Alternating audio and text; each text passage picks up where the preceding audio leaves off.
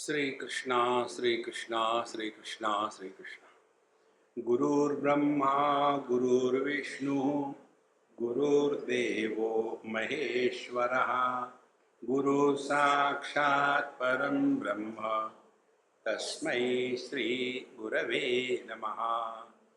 तस्मै श्री गुरवे नमः। एक मूल बात ध्यान में रखें तो बहुत ही सरलता आ जाती है जीवन में और फिर अध्यात्म में भी। जिस ज्ञान में अनात्म भाव का प्राधान्य होता है उसको संसार कहते हैं,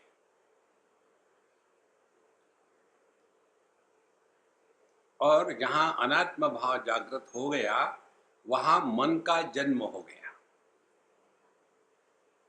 तो ये अनात्म भाव को निकालना यही आध्यात्मिक साधना है।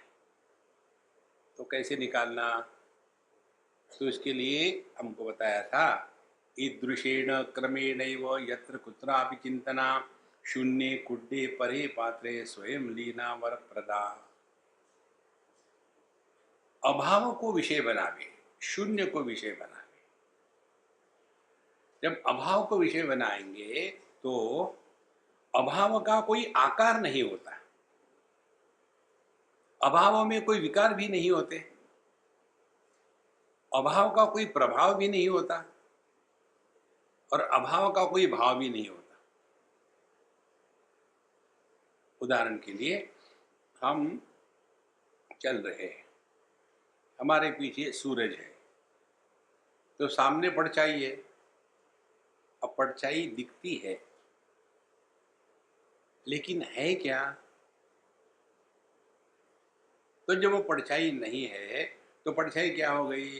परछाई माने जिसमें जिसका अभाव है, और वो परछाई यदि पानी में गिरी तो गीली नहीं होगी, उसके ऊपर से ट्रक गया तो मरेगी नहीं। और उस परछाई को देख करके हमारे मन में भी कोई भी भाव नहीं आते, देखो कितनी सुंदर परछाई है, मेरे से भी अच्छी है। इसी प्रकार से क्योंकि परछाई नहीं है, अभाव है। किसका अभाव है? प्रकाश का। इसीलिए किसी भी स्थान में बैठे रहो आप, केवल इसी का एक अभ्यास करने से बहुत फर्क पड़ेगा।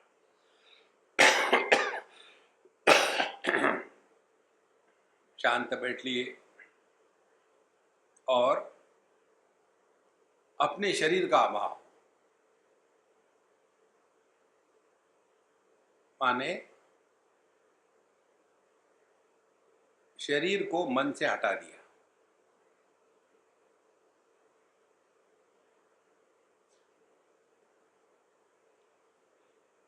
अब देखो आपकी स्थिति,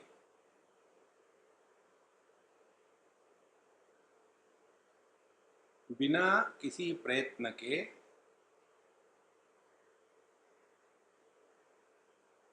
आप स्वयं में हो।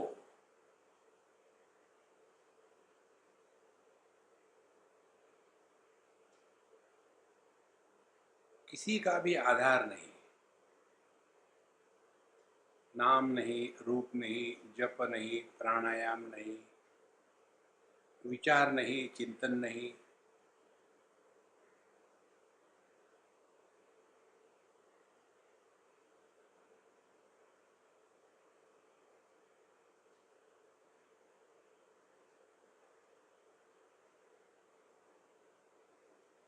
इस अभ्यास को करने से धीरे धीरे हमारी मन की जो पुरानी आदत है अनावश्यक विचार करने की, वो आदत पर थोड़ा लगाम लगेगा। अभी क्या हो जाता है, कोई भी एक विषय को ले लो और इतना उसमें चलता है। जैसे आजकल गरम गरम क्या है? पॉलिटिक्स। तो कहीं भी चले जाओ वही बात है। फिर एक दूसरे को व्हाट्सएप भेजेंगे, उसने ये कहा, इसने ये कहा, और सब वही भेजते एक दूसरे को। एक ने मुझे कुछ भेजा था ऐसे ही कि ये आप 10 आदमी को फॉरवर्ड कर देना, यदि ऐसा नहीं करोगे तो आप पर बड़ी आपत्ति आएगी। तो मैंने उसी आदमी को 10 बार भेज दिया।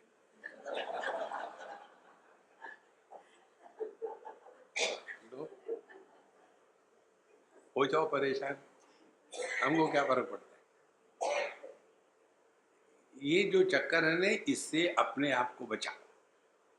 तो शून्य कुड्डे परे पात्रे स्वयं लीना वरप्रदा। फिर आगे हमको बताया था, कपालांतर्मनोनस्य तिष्ठन् मिलितलोचनः क्रमेण मनसो दार्ढ्यात् लक्ष्ये लक्ष्यमुत्तमम्। फिर हमने अपने आंखों को बंद कर दिया और मन को जो है पूरे शांत कर लिया। अब यहाँ बताया है तिष्ठन् मिलितलोचनः, आंखें बंद करके बैठे शांत। और उसके पश्चात क्रमेण मनसो दार्ढ्यात्, अब ध्यान से सुनना, हमको बताते हैं मन के तरफ ध्यान दो, लेकिन हम विचारों की तरफ ध्यान देते हैं। मन और विचार में फर्क है। मन में जब अनात्म वस्तु का प्रवेश हो जाता है तो उसके कारण जो खलबली होती है उसको विचार कहते हैं। और ये विचार कैसे है, इसको भी ठीक से समझ लेना।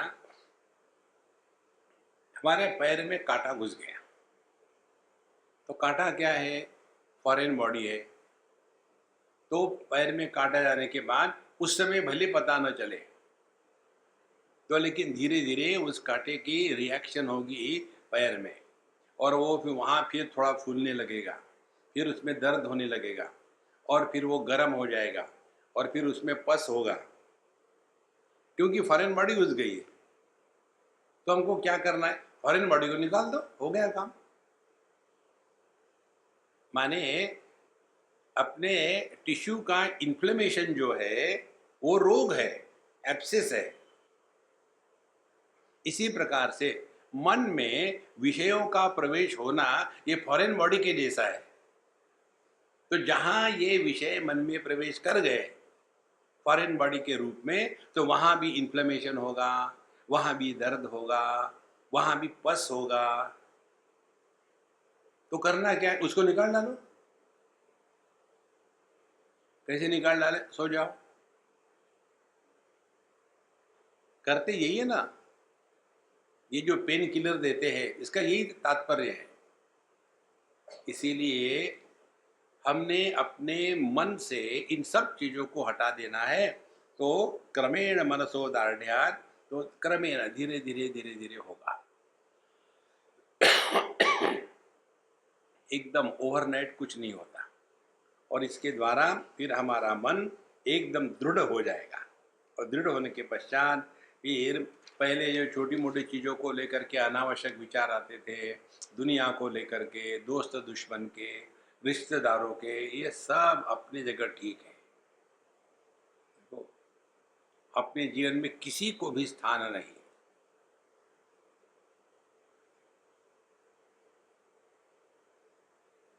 इसके लिए प्रयत्न समय उतना ही लगता है जितना एक पति को ये जानने के लिए कि पहले वो आदमी है, बाद में पति बना है। इतना सरल है। अच्छा महाराज, यहाँ तक हम लोग कल देखे, आज आगे चलते हैं। मध्य नाड़ी मध्य संस्था विषसूत्राभरूपया ध्यातांतर व्योमया दिव्या दया देव प्रकाशते। कहते हैं, अब ये जो 3 नाड़ियों का गणित आता है हमारे शास्त्रों में, 3 नाड़ियों का गणित है, इड़ा पिंगला और सुषुम्ना। इड़ा पिंगला सुषुम्ना ये चंद्र नाड़ी और सूर्य नाड़ी है, और सुषुम्ना दोनों का समन्वय है। इसको अपने देखने में के लिए अपने जो सांस है, आप देखो हमेशा दोनों ही सांसें नहीं चलती, कभी बाईं चलती है, कभी दाहिनी चलती है। कभी बाई रुक गई है, कभी देनी रुक गई है। इसके कारण हमारे व्यक्तित्व का बैलेंस अपसेट हो जाता है।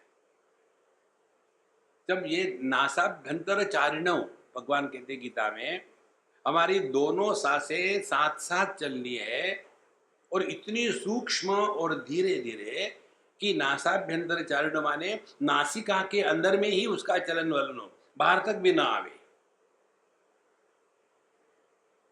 ये करने से जो हमारे शक्ति के चैनल है, करंट है, जो शक्ति की धारा है, वो उसका बैलेंस परफेक्ट हो जाता है। ये बैलेंस परफेक्ट होने के बाद उसी को सुषुम्ना नाड़ी कहते हैं। और ये सुषुम्ना नाड़ी के बीच में कहते हैं एक आकाश है, क्योंकि वो ट्यूबुलर है। तो कहते हैं कैसे है वो, 20 सूत्रा भरूपया, जैसे कमल का फूल हो और नीचे उसका डंठल हो, तो डंठल में छेद होता है, बीच में ट्यूब होती है। तो वहाँ जाकर के हम अपने मन को लगावे, वहाँ ध्यान दे। अब देखो क्या हो गया, पहले हमारे प्राणों को हमने संतुलित किया प्राणायाम के द्वारा, फिर इसके कारण यह जो सुषुम्ना जागृत हो गई, और उसके पश्चात जब पूरा का पूरा ध्यान उस आकाश में रहेगा सुषुम्ना के बीच में, वहाँ उदान वायु जागृत हो जाता है। उदान वायु वो है जिसके द्वारा हमारी शक्ति को ऊपर की तरफ फेंका जाता है। जैसे पंप होता है पानी वाला, उसको ऑन कर दो तो पानी नीचे से ऊपर जिस शक्ति के द्वारा भेजा जाता है, अपने में उसको उदान वायु कहते हैं। और इस प्रकार से जब व्यक्ति अपने ध्याता अंतर्व्योमया देव्या, फिर ये जो हमारी शक्ति पहले इधर उधर भटक रही थी, अब उसी शक्ति के प्रभाव से हम मूलाधार से हट करके, माने देहात्म भाव से हट करके ब्रह्मरंध्र तक पहुंच जाते हैं।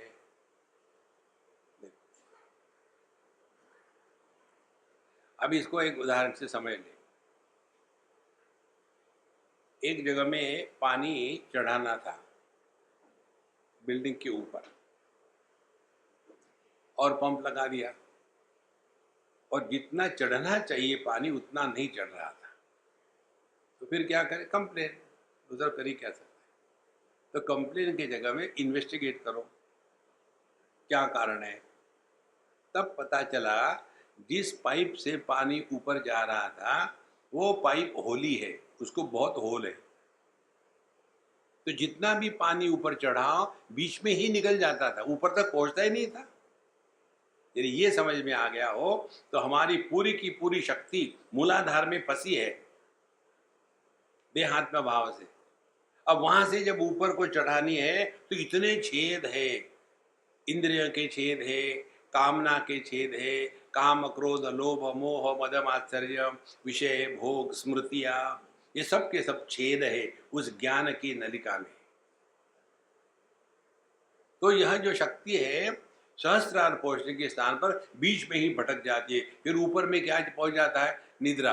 हाँ, इसीलिए कई लोग जब ध्यान के लिए बैठते हैं तो सो जाते हैं। तो ध्वांतार व्योमया देव्या तया देव प्रकाशते, इसीलिए जीव कहते हैं ना, तस्मात् तम इंद्रियाणि आदौ नियम्य भरतर्षभ, जब तक के अपने इंद्रियों पर नियंत्रण नहीं होगा तब तक के हमारी शक्ति का व्यय बंद नहीं होगा। वी हैव टू सेव और एनर्जी, नहीं तो सब करते रहेंगे लेकिन सब व्यर्थ हो जाता है। यहाँ करने के बाद अब अगली बात बताते हैं। कररुद्ध दुर्गेस्त्रेण भ्रूभेदात् द्वाररोधनात् दृष्टि बिंदो क्रमाल्लीने तन्मध्ये परमा स्थिति। यह आपने देखा भी होगा, कररुद्ध दुर्गस्त्रेण भ्रूभेदात् द्वाररोधनात्, 3-4 चीज हो गई, दृष्टि बिंदु 5-4 और क्रमाल्लीने 5 बातें हैं इसमें, एक ही समझ लेंगे। पहले बताते हैं कररुद्ध दुर्गस्त्रेण, अस्त्र क्या है हमारे पास, अपने हाथ है। और इन हाथों से अपने सब छेद बंद कर लेने हैं। कौन से छेदों से सबसे ज़्यादा शक्ति का व्यय होता है? हमारे इंद्रियों के माध्यम से। तो हमारी जो अम, अंगूठे हैं कान में लगाओ, जो इंडेक्स फिंगर है तर्जनी आँखों में, उसके बाद जो मध्यमा है वो नाक को दबाए, और अनामिका और कनिष्ठा इनके द्वारा होठों को दबा दो। इस प्रकार से करने से, अब मैं ये करूँगा तो बोलूँगा कैसे? समझ लो। तो ऐसा करने से फिर आपके सभी के सभी द्वार बंद हो जाएंगे, फिर बाहर भटकना बंद। ये करने से पहली बात हो गई। फिर आगे कहते हैं, फिर द्वार रोधना दृष्टे बिंदु, ये होने से हमारी जितनी भी शक्ति है जो बाहर इधर उधर भटक रही थी, अब वो सभी की सभी शक्ति हमारे भ्रू मध्य में आ जाती है। कई लोगों को ध्यान करते समय यहाँ भ्रू मध्य में ऐसी कुछ गुदगुदी सी होती है, कुछ होती है, वो यही है कि वहाँ जो शक्ति इकट्ठी हो गई है। अब ये शक्ति का इकट्ठी करना जो है, उसको यहाँ बिंदु शब्द से कहा गया है। बिंदु का दो प्रकार के अर्थ बताते हैं। एक तो एक बिंदु दिखता है, यदि आप अपनी आंखों को दबाओ तो एक छोटा सा प्रकाश का बिंदु दिखता है, लेकिन उसको ना करना, माने उस केंद्र के तरफ हमको अब एकाग्र होना है। सहज बैठ करके, आंखों को खींचना मत ऐसा करके, सहज बैठ करके यहाँ आपके ये गुदगुदी शुरू हो गए। और फिर यह गुदगुदी थोड़े समय के बाद, उसको ज़्यादा परेशान न हो, धीरे धीरे यह डिसॉल्व हो जाती है, और यहाँ की जो आज्ञा चक्रता ये खुल करके, यहाँ जो हमारी शक्ति इकट्ठी हो गई थी, ये निकल करके यहाँ से 9 स्टेजेस है, मैं बताऊंगा जब आएगा समय, 9 सीढ़ियों से ये ब्रह्मरंध्र से निकल करके परमात्मा में मिल जाती है। इसलिए यहाँ ये 5 बातें हैं, एक एक आपको करके बताते हैं। पहली बात कि हमने द्वार रोधनम, पहले तो ये सभी के शरीर दरवाजे बंद कर दिए। इसके बाद क्या हो गया कि हमारे सभी आँखों से, इंद्रियों से जो शक्ति बाहर हो गई थी वो इकट्ठी हो गई, और यहाँ इकट्ठी हो गई हमारे भ्रू मध्य के बीच में। फिर बिंदु दर्शनम, फिर वहाँ तीसरी स्टेज आती है, हमको इसका अनुभव होने लग जाता है। कई लोगों को होता है यहाँ कोई गुदगुदी हो रही है, ऐसा स्पंद जैसा हो जाता है। उसके बाद उसके नेक्स्ट स्टेज आती है कि इसको धीरे धीरे, उसको ज़्यादा परेशान न हो, धीरे धीरे यह जो है गुदगुदी ये धीरे धीरे शांत हो जाती है। और पांचवी स्थिति है कि यह जो यहाँ शांत हो गई, फिर ये धीरे से ऊपर निकल करके अपने आप को देह से बाहर कर दिया, बिना मरे, डरने की बात नहीं, अरे बाप रे निकल जाएंगे, नहीं, शरीर बना रहेगा। इस प्रकार से ये सब की सब मानसिक प्रक्रिया है। अब देखो, समझो आपने सब आपके द्वार बंद कर लिए,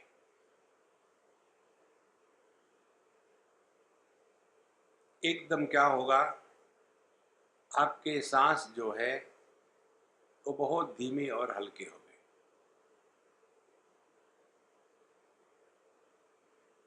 अब शक्ति का व्यय इधर उधर नहीं है, क्योंकि सभी इंद्रियों को बंद कर दिया है। अब हर एक व्यक्ति के शुद्धि के अनुसार भ्रू मध्य में स्पंद का अनुभव होगा।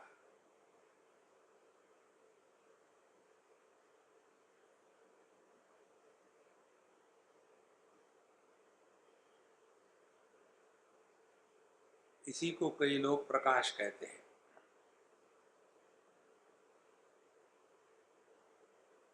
और यह कुछ समय के बाद अपने आप शांत होकर के वही अनुभव हमको सहस्रार में होता है।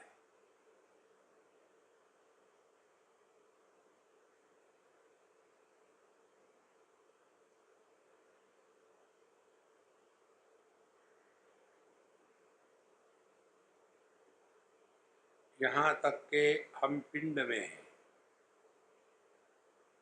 हम देह में हैं, लेकिन देह से निकलने के लिए दरवाजे में पहुंच चुके हैं।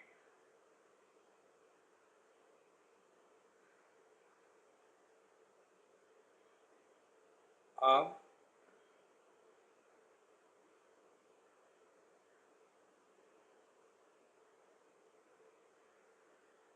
सहस्रार से बाहर 12 उंगलियों का जो एक शक्ति का कवच है, पूरे शरीर को व्याप्त,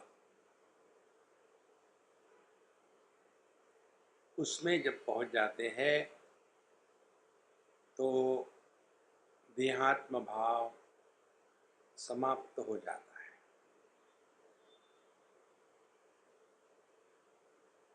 फिर देह का आकार हमारे ज्ञान से मिट गया और देह रहित जो मन है अब वो निराकार हो गया।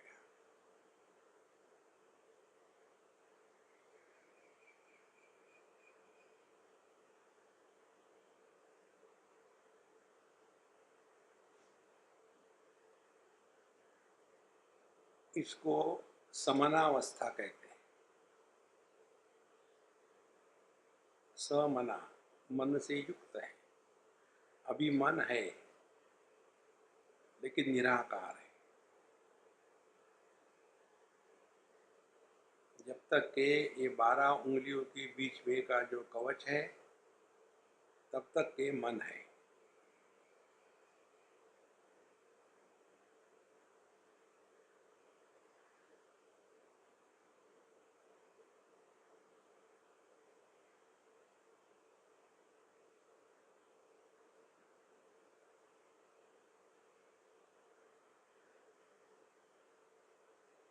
और यदि हमने विचारों को शून्य कर दिया तो यह 12 उंगलियों का कवच, उसका भी भेद हो करके हमारी वैयक्तिक शक्ति परमात्मा की शक्ति में मिल जाती है। उसी को उन्मनी अवस्था कहते हैं।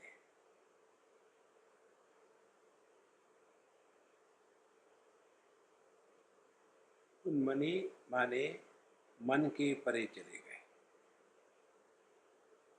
अब शुद्ध चैतन्य में निवास है।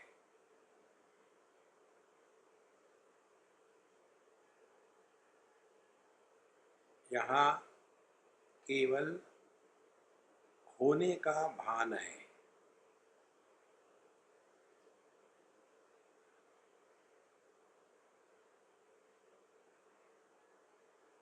या ऐसे कहो, होना ही भान है, क्योंकि होना और भान दो नहीं।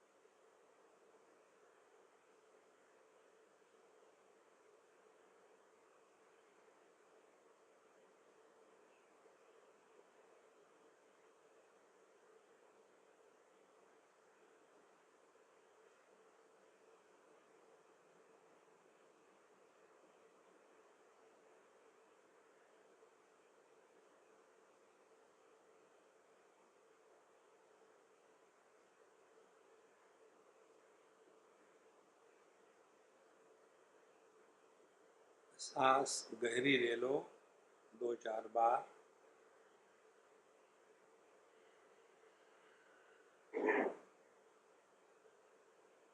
जैसे सांस गहरी लेते हैं मानो फिर देह में प्रवेश हो गया और फिर देहात्मा जागृत हो गया। अब सुनने के लिए तैयार हो जाओ। धामांतं क्षुभ संभूत सूक्ष्माग्नि तिलकाकृतिम बिंदुम शिखांते हृदय लयांते ध्यायतो लयः। अब अगली साधना में ध्यान की जो धारणा है उसमें बताते हैं धामांत क्षुभ संभूत सूक्ष्म अग्नि तिलकाकृतिम। तो हमारे इस भ्रू मध्य में तिलकाकृतिम चंदन का जो टीका लगाते हैं वैसे छोटा सा वहाँ एकदम प्रकाश का बिंदु होता है। इसी को लेकर के कई लोग परेशान होता है, इसका ठीक से समझ लेना। प्रकाश माने जिसको जानने के लिए अन्य किसी प्रकाश की आवश्यकता नहीं है। जैसे हमारा पुस्तक, ये पुस्तक स्वयं प्रकाशित नहीं है, इसीलिए इसको यदि जानना हो तो इसके ऊपर में ट्यूबलाइट का प्रकाश चाहिए। और ये ट्यूबलाइट के प्रकाश में नहाया हुआ जो पुस्तक है उसको मेरी आंखों के प्रकाश ने प्रकाशित करना चाहिए। दो प्रकाश हो गए। और आंखों के पीछे मन का प्रकाश चाहिए और मन के पीछे बुद्धि का प्रकाश चाहिए, तब जाकर के इस पुस्तक की सिद्धि होगी। तो कितने प्रकाशों की आवश्यकता है? लेकिन बिंदु या प्रकाश उसको कहते हैं कि जिसको किसी अन्य प्रकाश की अपेक्षा नहीं है। तो जब हमको बताया जाता है धामांतः क्षोभ संभूत सूक्ष्म अग्नि तिलकाकृतिम, तो यहाँ हमारे भ्रू मध्य में हमको जो अनुभव हो रहा है उस अनुभव को जानने के लिए किसी भी इंद्रिय मन बुद्धि का हमने प्रयोग नहीं किया। देखो, इसीलिए कई बार लोग प्रश्न पूछते हैं, स्वामी जी जब कुंडलिनी जागृत होती है तब कैसे लगता है? हमने कहा गुदगुदी होती है। अब क्या बताए? देखो, कोई भी अनुभव का आप पूर्ण रूप से वर्णन नहीं कर सकते हो। जितनी विषय की स्थिति सूक्ष्म होगी उतनी हमारी भाषा एकदम यूजलेस हो जाती है। जैसे बच्चे लिखते हैं, स्वामी जी आई लव यू, तो ILOOOOOVE, ये क्या है? लव, क्योंकि भाषा है। देखो, इसीलिए यहाँ धामांत क्षोभ संभूत सूक्ष्म अग्नि तिलकाकृति, तो ये कल्पना मत करके बैठना अब यहाँ मुझे प्रकाश दिख रहा है, वो शुरू करोगे तो उसमें से कभी नहीं निकलोगे। आता भी है तो आके जाने दो, अपन को कुछ नहीं लेना, नहीं तो फंस जाओगे उसमें। एक बार आदमी फंसता है, बड़ा कठिन निकलना है। एक सज्जन हमको मिले, वो फंस गए थे मणिपुर में। उनको वैसे बताया होगा, जैसा भी होगा, वो अपने कुंडली में ऊपर उठाते थे दो दो क्षण में। तो जब लोग बोले नहीं मुझे गैस का ट्रबल है, जब मैं उनको मिला, बूढ़े हैं 80 साल के, तो हमने कहा आपको ये मणिपुर का चक्कर चल रहा है महाराज, फंस गए क्या मणिपुर में? तो बोले आपको कैसे पता चला? हमने कहा उस चक्कर में मत पड़ो। बोले हाँ वैसा ही हो रहा है। लोगों को तो मैं बताता हूँ पेट में गड़बड़ है, लेकिन आपने ठीक पकड़ लिया, पेट में कोई गड़बड़ नहीं है। ये आकर के यहाँ धक्का लगता है, ऊपर जाता ही नहीं। तो मैं हमेशा ट्राई करता हूँ, एक आध बार धक्का लगा दूं,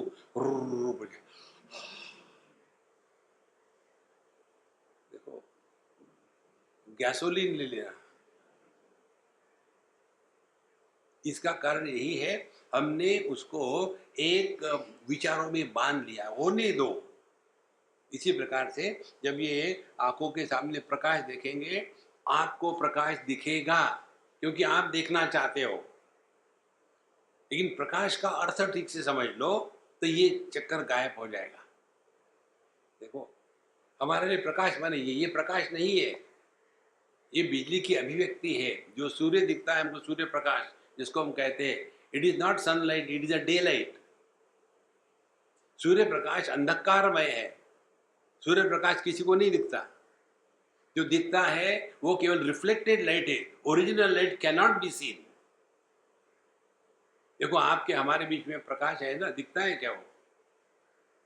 केवल जो प्रकाश किसी वस्तु पर पड़ा वहां से रिफ्लेक्ट हो गया, only reflected lights alone can be experience. लेकिन हम शुरू कर देते हैं, आ गया लाइट, आ गया लाइट, कल से देख रहा हूं मैं, आ ही नहीं रहा, बिजली चली गई, फंसे उसमें। प्रकाश का अर्थ है जो प्रमाण निरपेक्ष अनुभूति है, किसी भी प्रमाण की अपेक्षा नहीं, ना इंद्रिय की, ना मन की, ना बुद्धि की।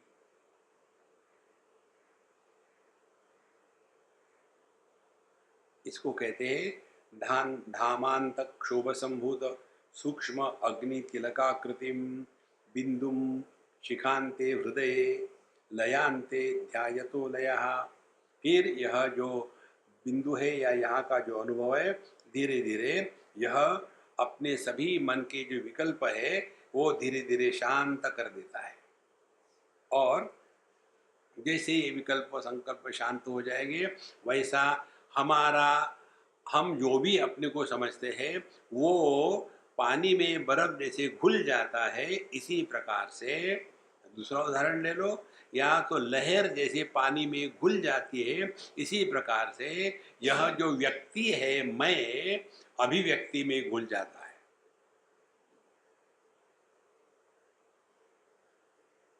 अभिव्यक्ति के रूप में जगत में रहना, इसको जीवन मुक्त कहते हैं।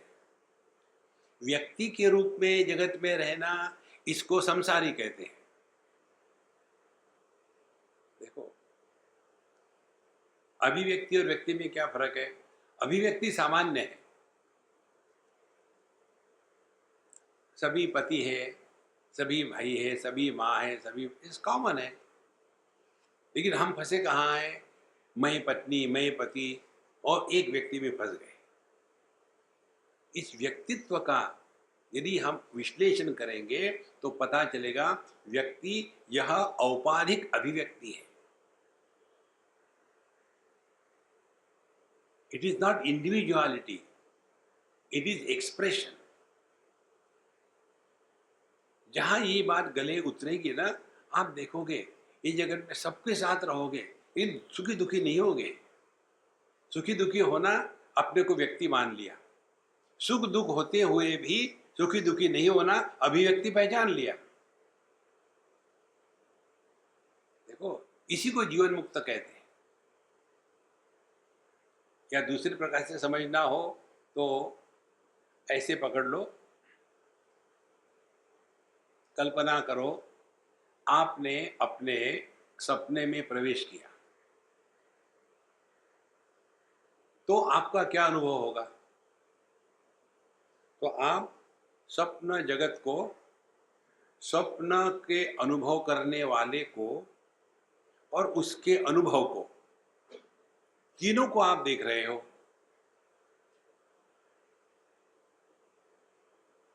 तो देखते हुए भी आप सबको प्रकाशित कर रहे हो। स्वप्न के जगत को प्रकाशित कर रहे हो, स्वप्न पुरुष को प्रकाशित कर रहे हो, उसके सुख दुख के अनुभव को प्रकाशित कर रहे हो। लेकिन इन तीनों का प्रभाव आप पर क्या होगा? कुछ नहीं।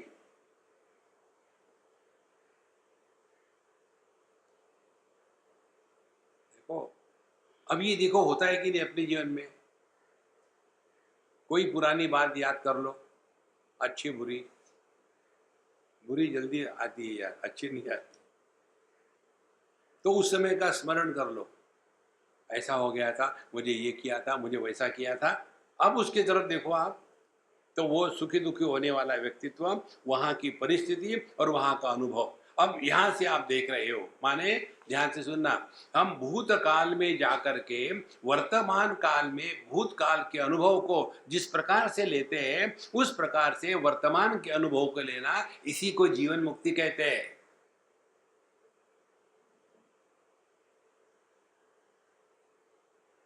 देखो एकदम सहज है, सरल है, कोई कठिन नहीं है। इसीलिए बिंदुम शिखांते हृदय लयांते ध्यायतो लयः।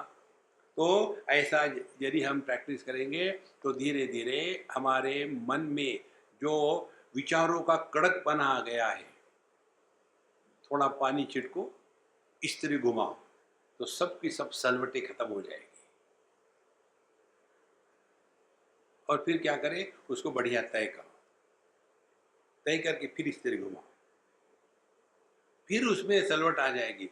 ये दो सलवटों में क्या फर्क है? पहली सलवटें एक दूसरे को कैंसिल कर रही थी, उसके कारण कपड़े का सौंदर्य ढक गया था। अब एक क्रीज बनाई आपने, जैसे एक क्रीज बनाई तो वहां सौंदर्य आ गया। तो एक क्रीज क्या है? ये है कॉन्टेम्पलेशन, यूनिडायरेक्शनल थिंकिंग। और सलवटें क्या है? Worry, frustration. और सबसे बढ़िया बात है, दोनों वरी, फ्रस्ट्रेशन, सलवटे या कॉन्टेम्पलेशन, क्रीज, दोनों की दोनों नहीं है। They are only appearances. So one appearance is removed by other appearance.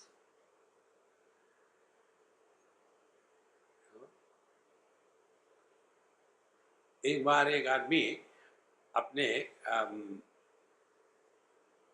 बैल को बांधने के लिए प्रयत्न कर रहा था, लेकिन बैल बांधेगा ही नहीं, हट जाएगा। तो वहाँ एक बुढ़ाऊ था, बोले क्या हो गया? बोले देखो ना, मैं बैल को कह रहा हूँ आजा, मैं तुमको बांध देता हूँ। रोज तो आता था एक बार कहने से, आज आ ही नहीं रहा। बोले क्या हो गया? बोले मैं उसके रस्सी भूल गया हूँ, लेकिन वो तो आ सकता है ना। बोले तुम बैल हो, वो बैल नहीं है। कैसे? रोज जैसा करते वैसा करो, जाओ उसके गले में ऐसा हाथ डालो, रस्सी की कोई जरूरत नहीं, हाथ डालो, ऐसा ऐसा झटका दे दो, हाँ रस्सी लग गई है, कोई जरूरत नहीं रस्सी की। फिर उसको ऐसे खींच के ले आओ तो अपने आप आ जाएगा। और खोटे को बांध दो ऐसा करके, देखो आ जाता है कि सब काल्पनिक है महाराज। मैं तुमसे प्यार करता हूँ,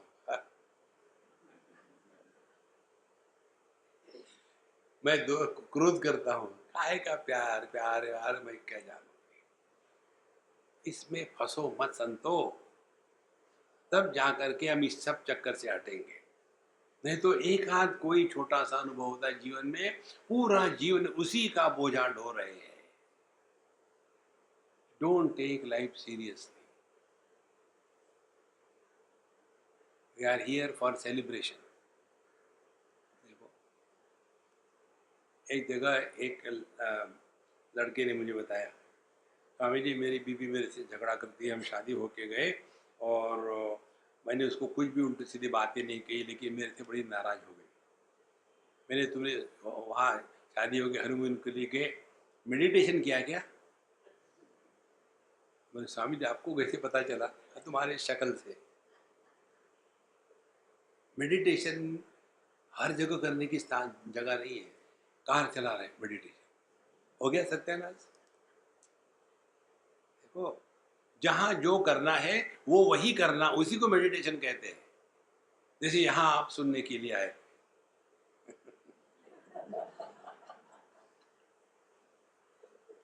सुना ही नहीं, मेडिटेशन खत्म।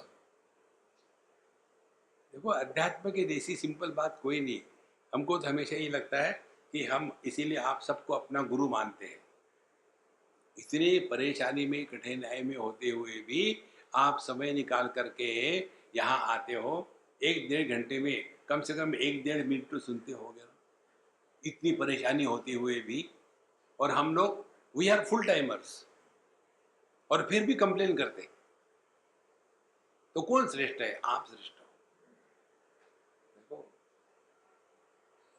अपने इस शक्ति को पहचानना और उसके द्वारा अपना ही उद्धार करना।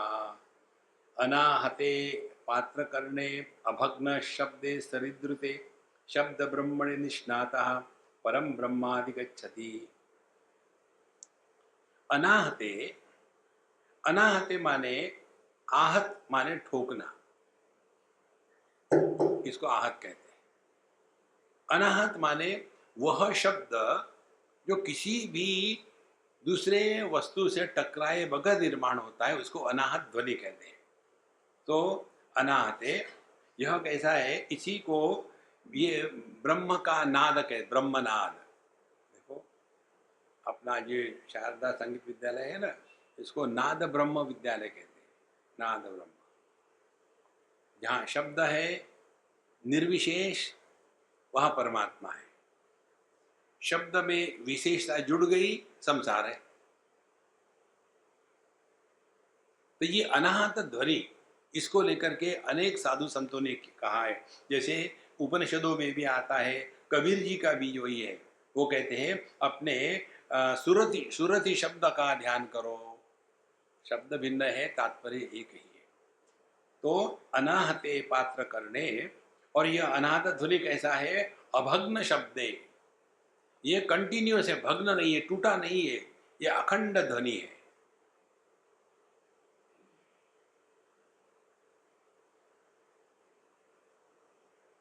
अब देखो, इस समय आपको ये फैन का कहो या एसी का कहो, इसका जो ध्वनि आ रहा है, एम्बियंट साउंड, वो एकदम अखंड है।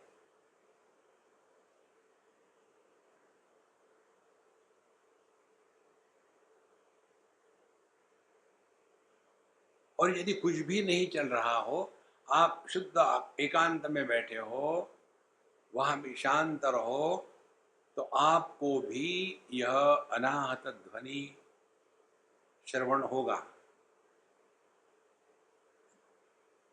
इसको एम्बियंट साउंड कहते हैं। तो अनाहते पात्र करने, लेकिन किसको ये सुनने को आएगा?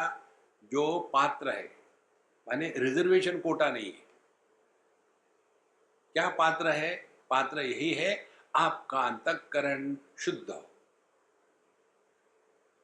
शुद्ध अंतःकरण माने जिसमें प्रसन्नता है, फ्रस्ट्रेशन नहीं है, एंगर नहीं है, डिस्गस्ट नहीं है, बिटरनेस नहीं है, डिप्रेशन नहीं है, वो है शुद्ध अंतःकरण। ये शुद्ध अंतःकरण की एक सिंपल टेक्निक आपको बता दें। जो व्यक्ति अन्य के कारण दुखी होता है, वो बेवकूफ होता है।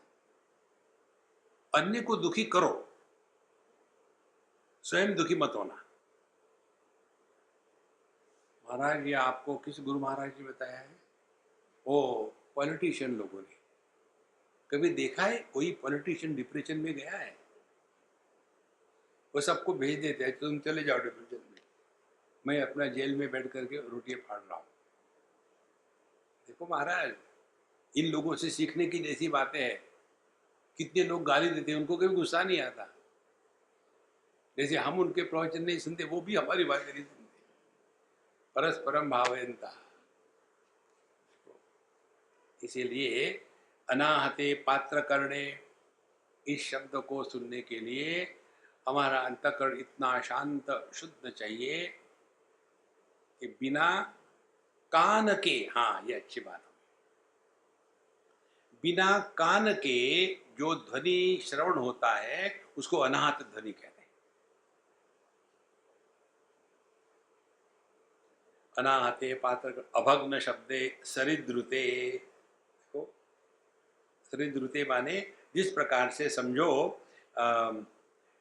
एक सा, जैसे नदी बहती एक ही दिशा में, उसी प्रकार से एक ही दिशा में चल रहा है, धीरे धीरे धीरे धीरे।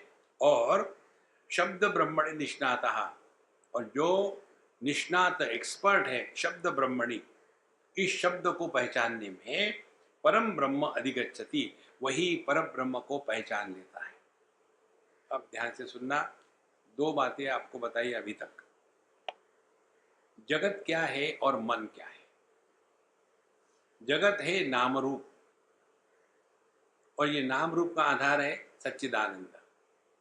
हम लोगों ने देखा है वाक्य सुधा इस ग्रंथ में, अस्ति भाति प्रिय नाम रूप इति पंचअंशकम आद्यत्रयम ब्रह्म रूपम जगद रूपम तथोद्वयम।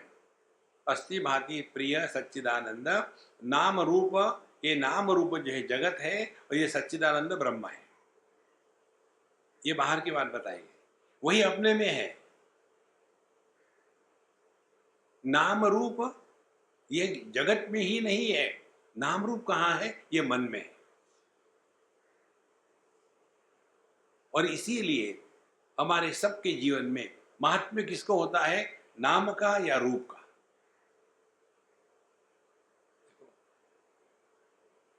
और मन बिना नाम रूप के नहीं रह सकता। तो हमने आपको दो टेक्निक बताए थे। एक टेक्निक, मन को निराकार विषय दे दो, कोई आकार नहीं। किसका आकार नहीं होता? अभाव का आकार नहीं होता। तो जहां अभाव कर लिया रूप का, तो मन डिसॉल्व हो गया। अभी क्या स्थिति है? अभी हमारे मन ने हमारे शरीर के आकार को धारण किया है। इस शरीर को आकार को धारण करने के कारण हमारा मन शरीर के संदर्भ में ही विचार कर सकता है। देखो, एक माँ विचार करेगी तो अपने ही बच्चे के बारे में करेगी। एक पति यदि पत्नी के बारे में विचार, अपनी ही पत्नी के बारे में। लोगों की पत्नियां कितनी अच्छी होती है, मुझे पता नहीं कहा। बिल्कुल सरल बात है। और जिस मन ने देह के आकार को त्याग दिया है, उस मन को विचार करने के लिए संदर्भ ही नहीं है कोई। क्या ये अपना अनुभव नहीं है? स्वप्न में हमारा मन अपने स्थूल देह के साथ तादात्म्य नहीं रखता, इसीलिए हमको सपने में अपने देह को लेकर के विचार नहीं आते, उल्टे सीधे विचार आते।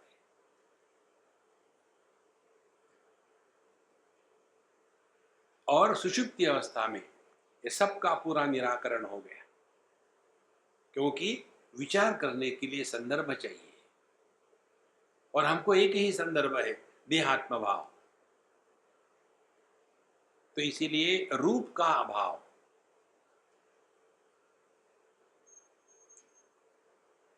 ये रूप के अभाव में जो ग्रहण होता है उसको कहते हैं आकाश की नीलिमा।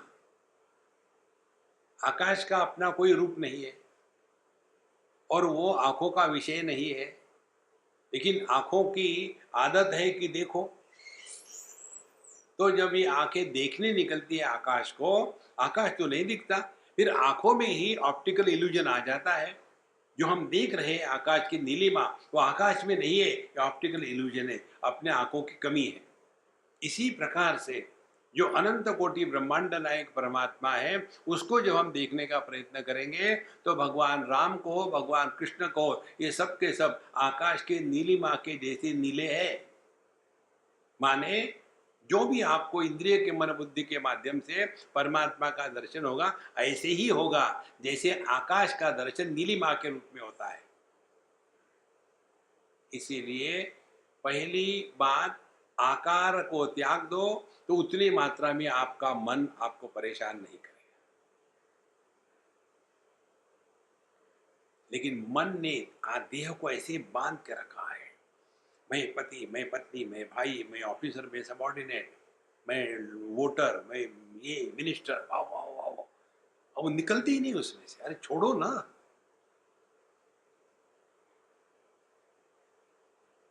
देखो, मुख्यात्मा जहां दुख का लवलेश नहीं, मिथ्यात्मा जहां माने देहात्म भाव, मिथ्यात्मा माने पूरा जीवन देह को लेकर ही चल रहा है। और ये तीसरी जो जनरेशन आती है वो है गौणात्मा। देहात्म भाव के बाद ही सब दुनिया पैदा हो जाती है, पति पत्नी, भाई बहन, माँ बाप, सास ससुर। और दुखी होने वाले कौन है? ये थर्ड जनरेशन। देखो संतो, इसीलिए करना क्या है? ये जो जो व्यक्तित्व सुखी दुखी होते हैं ना, इसका एक ही कारण है, हमने उसको सच माना है। एक बार की बात है, कहीं दिल्ली की शायद, एक सज्जन बड़े अच्छे थे और कभी कभी हमको मिलते थे कहीं कहीं। बोले स्वामी जी, मैं भी चाहता हूँ जरा अध्यात्म में जाओ, लेकिन टाइम ही नहीं मिलता। हमने कहा कि बाबूजी टाइम तो निकालना पड़ता, नहीं मिलता थोड़ी है, टाइम निकालना पड़ता है।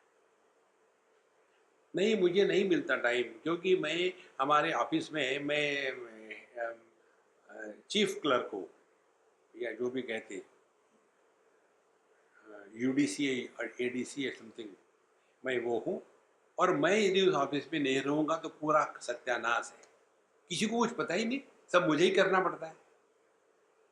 और मेरे बॉस मुझे छोड़ते नहीं, हर फाइल मुझे ही पता है, हर चीज़ मुझे ही पता है। हमने कहा जब तुम छोड़ के जाओगे तो ऑफिस बंद हो जाएगा। मुझे वही चिंता है, क्या होगा मैं जाऊँगा तो जाके तो देखो। और फिर वहाँ से निकल गए, रिटायर हो गए।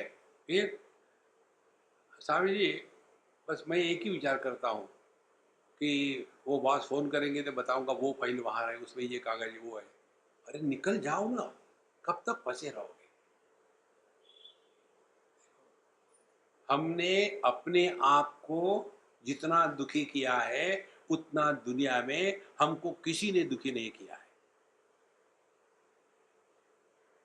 We are self sufficient. हमको दुख के लिए किसी अन्य की अपेक्षा नहीं है, निरपेक्ष दुख।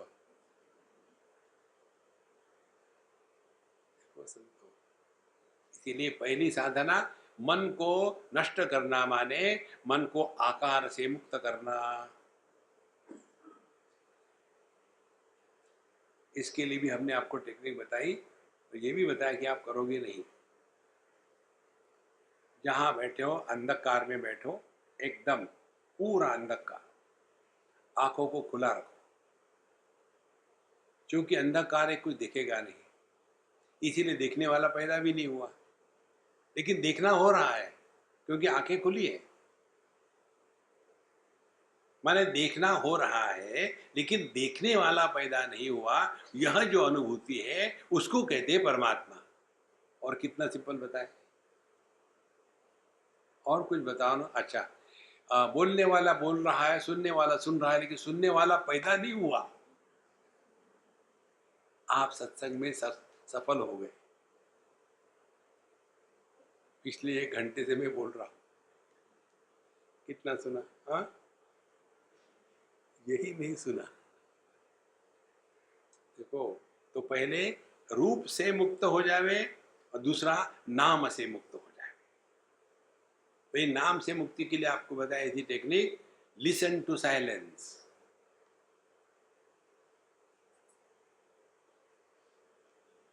जहां आपने शब्द के अभाव को विषय बनाया, आपके मन ने कोई भी आकार धारण करना बंद कर दिया।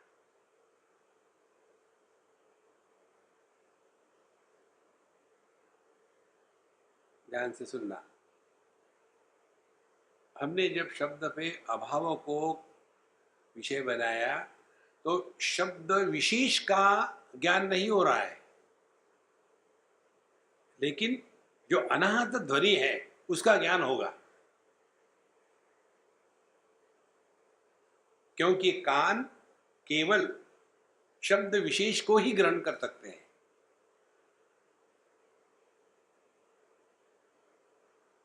और जो निर्विशेष शब्द है, तन्मात्र,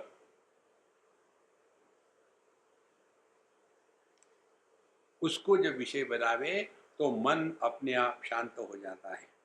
तो अनाहते पात्र करणे अभग्न शब्दे सरिद्रुते शब्द ब्रह्मणि निष्णातः परम ब्रह्माधिगच्छति। इसीलिए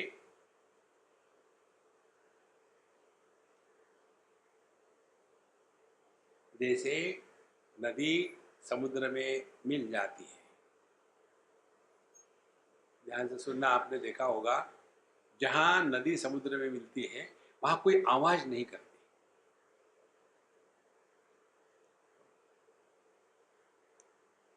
यदि पानी बकेट में गिर रहा हो तो आवाज करेगा,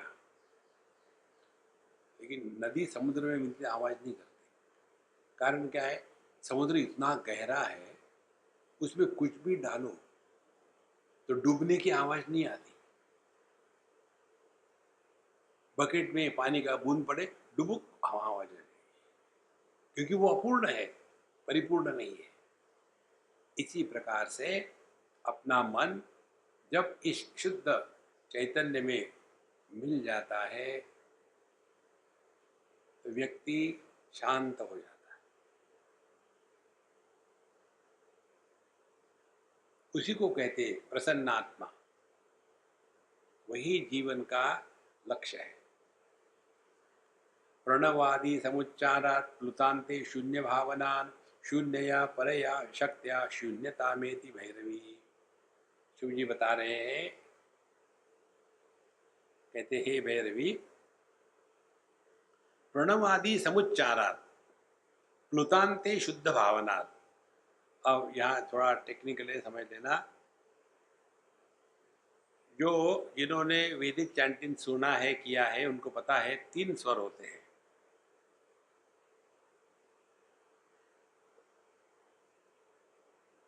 ओम पूर्णमदः, ओम पूर्णात्, पूर्णात्, ये जो है इसको प्लुत कहते हैं।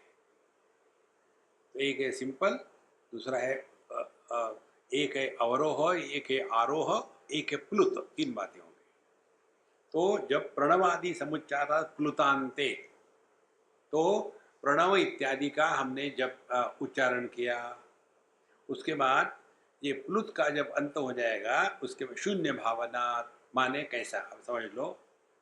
हम ओम का उच्चारण करेंगे और फिर उसके बाद जो शांति है उधर हमको ध्यान देना है। तो पहले ओम की तरफ हमको ध्यान देना है, और फिर आप मत करना, सुनना क्यों। ओम।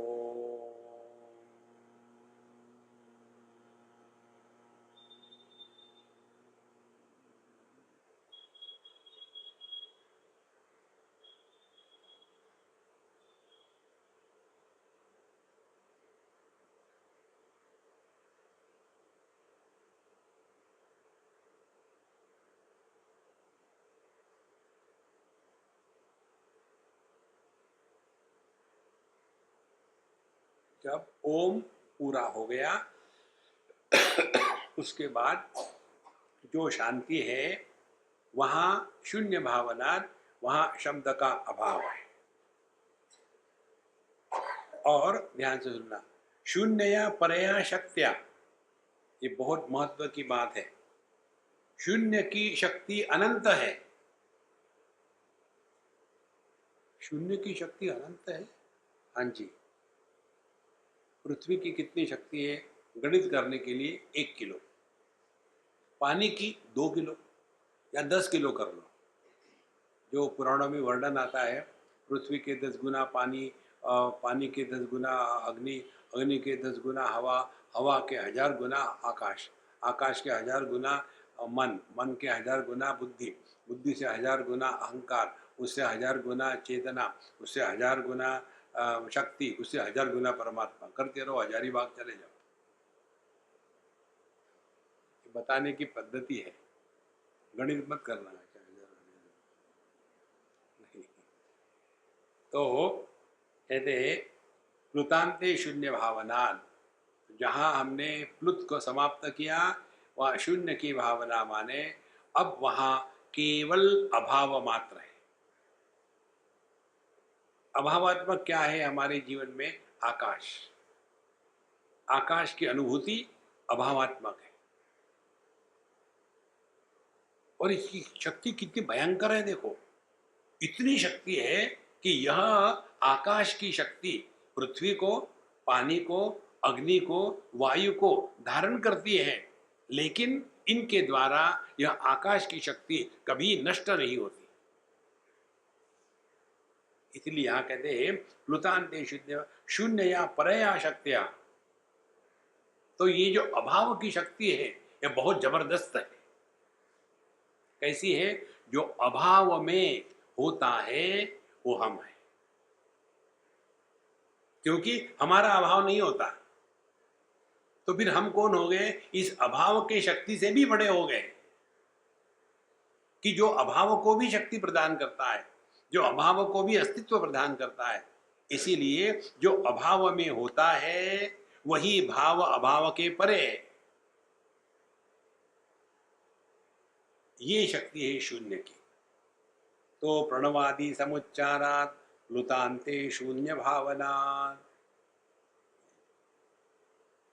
ये जो प्रणव है, ओम है, इसको 3 प्रकार से बताते हैं शास्त्रों में। एक तो अपना वैदिक ओम है, सबको पता है, जिसको ओम कहते हैं, अ, उ, म। दूसरा होता है शैव जो ओम है, उसको कहते हैं ह्रीं। जो तांत्रिक उपासना करते हैं, वो ओम, ह्रीं, क्लीं, ग्लीं, ये इसको कहते हैं। ये ओंकार है उनका भी, लेकिन भिन्न प्रकार का है। और जो तीसरा है शाक्त योग, प्रणव जो है, उसको ह्रीं कहते हैं।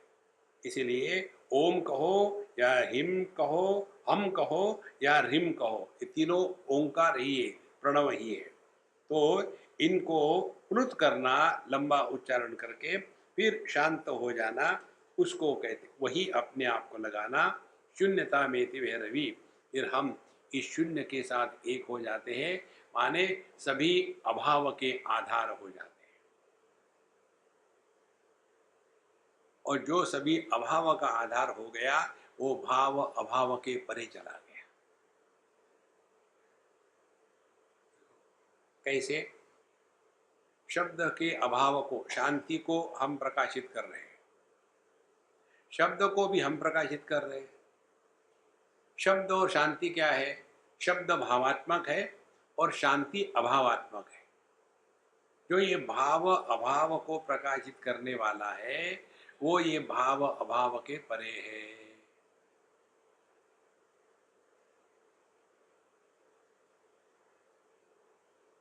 करना कुछ नहीं है।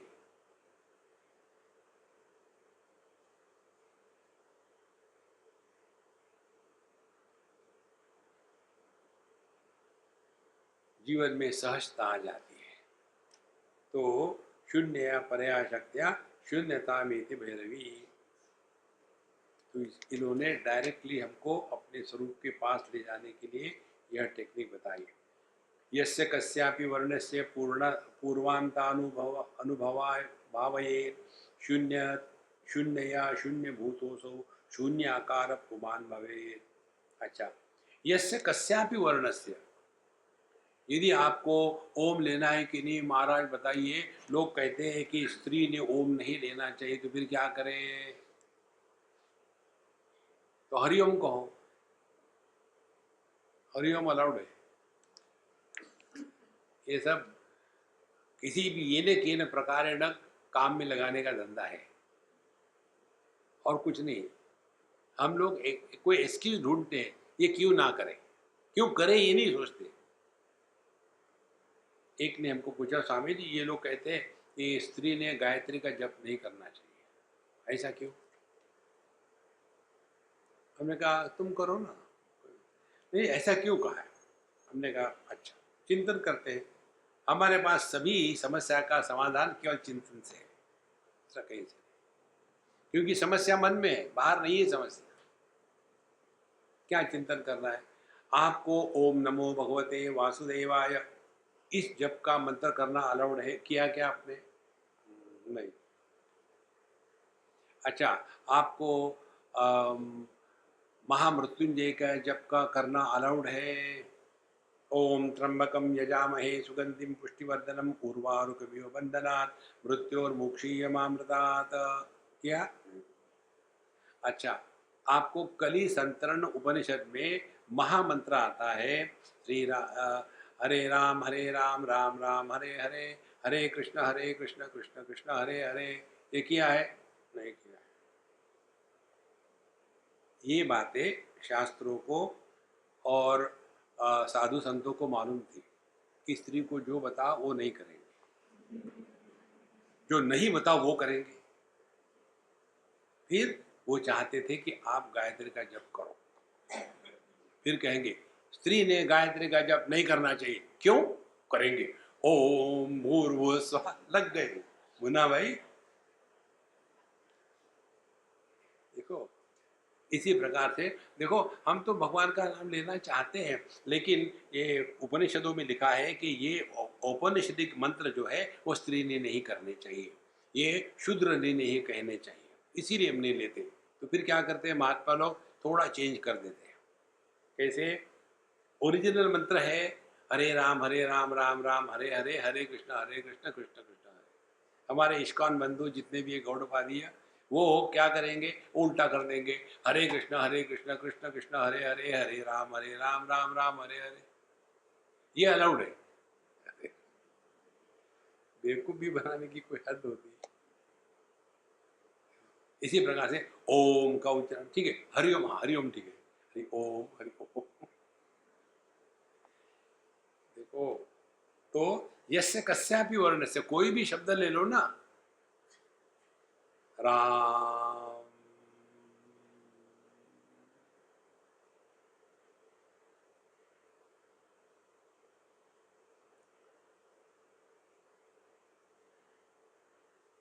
दो वर्णों के बीच में जो वर्ण का अभाव है, मनस्तत्र निरामिषम। भगवान शंकराचार्य कहते हैं, लय विक्षेपयोः संधौ मनस्तत्र निरामिषम, स संधि साधितो येन स मुक्त नात्र संशयः। जिसने दो शब्दों के बीच में की जो संधि है, माने रा म या राम राम, दो रामों के बीच में जो संधि है, तत्र वहाँ मन निरामिषम, वहाँ मन किसी भी विषय से रहित होता है। ससंधि साधितो ये न, जो इस संधि में रहता है, इसी को संध्या काल को महत्व दिया है हमारे शास्त्रों में। प्रातः संध्या, माध्यान्ह संध्या और सायं संध्या। ये संध्या काल में यदि आपने अपने आप को डिसिप्लिन किया तो यू कांट चेंज। क्यों? आप हमारे कन्वीनियंस के अनुसार संध्या नहीं आती। इसी प्रकार से हमको ये संध्या काल जो है, दो शब्दों के बीच में मन निर्विषय होता है। निर्विषय मन को ही चैतन्य कहते हैं। इसीलिए यस्य कस्यापि वर्णस्य पूर्वांतानुभव, पूर्व पूर्व अंत अनुभावे, पूर्व और अंत इन दोनों के बीच में शब्द है। पहले भी शब्द नहीं था, बाद में भी शब्द नहीं है, तो शून्य या शून्य भूतोसो। फिर ये शब्द कहाँ से निकला? शब्द निकला शब्द के अभाव से, रहा, फिर शब्द का अभाव आ गया, फिर शब्द के अभाव से निकला, फिर आ गया। जो अभाव से प्रकट होता है वो प्रतीति है, वो सत्य नहीं है।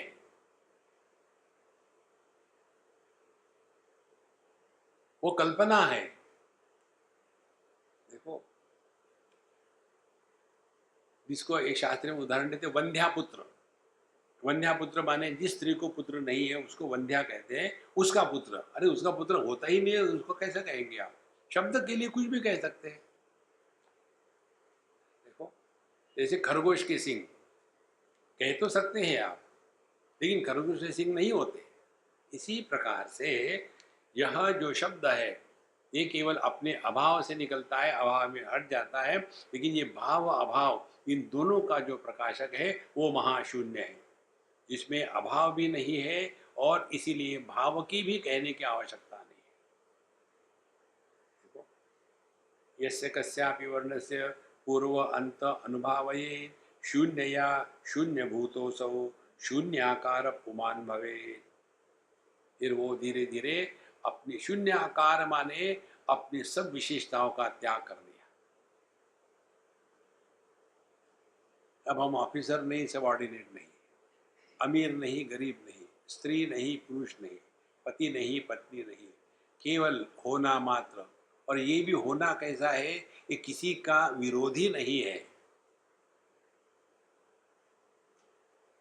किसी ने हमको तारीफ करी उसको भी हम सुनते हैं, किसी ने गाली दी उसको भी हम सुनते हैं, क्योंकि श्रवण शक्ति किसी का भी विरोध नहीं करती।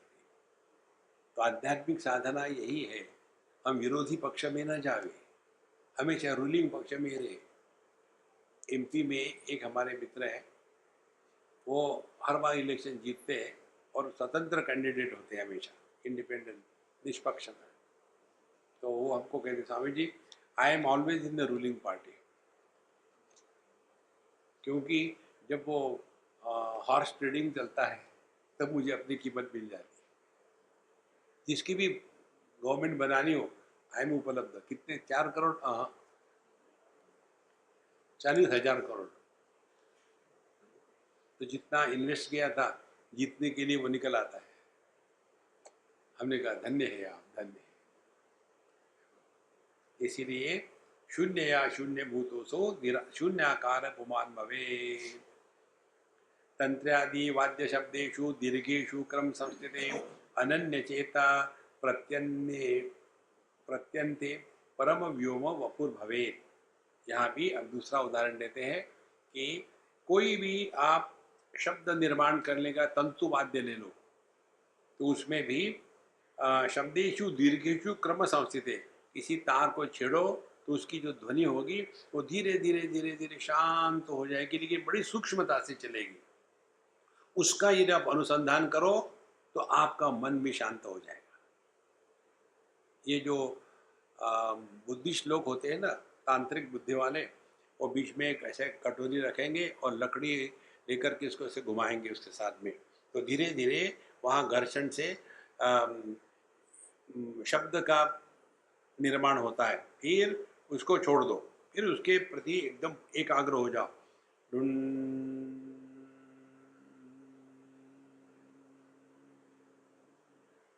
जब तक ये शब्द खत्म नहीं होता उसी की तरफ केंद्रित रहो, फिर शांत हो गए।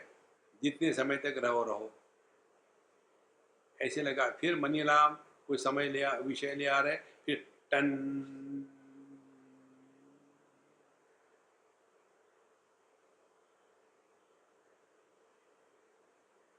This is working on mind. हम लोग मन को लेके कंप्लेन करते हैं, कंप्लेन नहीं, इस मन पर काम करो। ये जितनी भी धारणाएं यहाँ बता रहे हैं ना, ये सब मन को ठिकाने पर रखने की बातें हैं। और जब मन ठिकाने पर आ जाता है तब इस मन को चैतन्य में कैसा विलीन करना अपने मन से ही प्रकट हो जाता है, बाहर किसी को पूछने की जरूरत नहीं। ओम पूर्णमदः पूर्णमिदं पूर्णात् पूर्णमुदच्यते पूर्णस्य पूर्णमादाय पूर्णमेवावशिष्यते। ओम शांति शांति शांति। हरि ओम। श्री गुरुभ्यो नमः। हरि ओम।